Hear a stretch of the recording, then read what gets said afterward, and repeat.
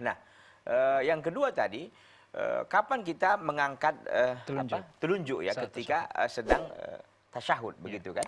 Nah, ada hadis dari Abdullah bin Umar radhiyallahu taala anhu bahwa beliau mengatakan anna Rasulullah sallallahu alaihi wasallam idza qa'ada fi tasyahud, apabila beliau duduk untuk bertasyahud, apakah tasyahud awal atau tasyahud tsani gitu ya. Beliau mengatakan wada'a yadahul yusra ala rukbatihil yusra wa yada'u yadahul yumna ala rukbatihil yumna. Beliau, Nabi SAW, Ibnu Umar menceritakan bahwa beliau meletakkan tangan kirinya di lututnya yang kiri, dan beliau meletakkan tangan kanannya di lutut kanannya. Wa aqada salasatan wa khamsina wa asyara bisababah. Dan beliau membentuk angka 53. 53 seperti ini. 53 seperti ini.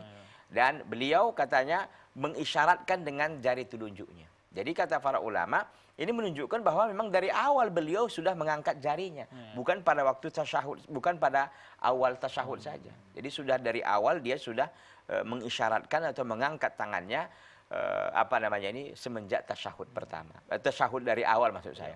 Bukan pada waktu bacaan asyhadu an la ilaha illallah. Atau juga mengatakan waktu illallah. Pada waktu illallah itu diangkat. Tidak ada demikian. Intinya hadis Ibnu Umar ini menjelaskan bahwa beliau mengisyaratkan telunjuknya semenjak awal.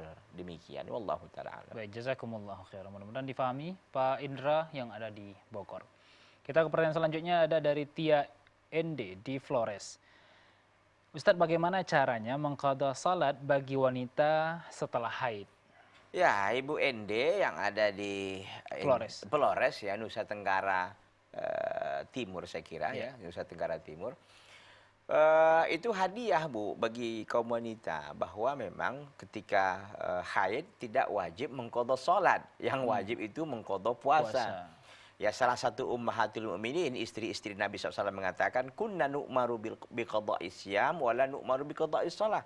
Dahulu kami diperintahkan Nabi SAW untuk mengqadha salat, mengqadha puasa, dan tidak diperintahkan untuk mengqadha salat. Kenapa? Karena berat. Kalau sepekan umpamanya udah 30 kali salat kan. Begitu. Jadi berat. Jadi memang rukhsah, keringanan diberikan oleh syariat kepada kaum wanita bahwa ketika haid tidak perlu qadha salat, yang wajib adalah qadha puasa. Wallahu ta'ala.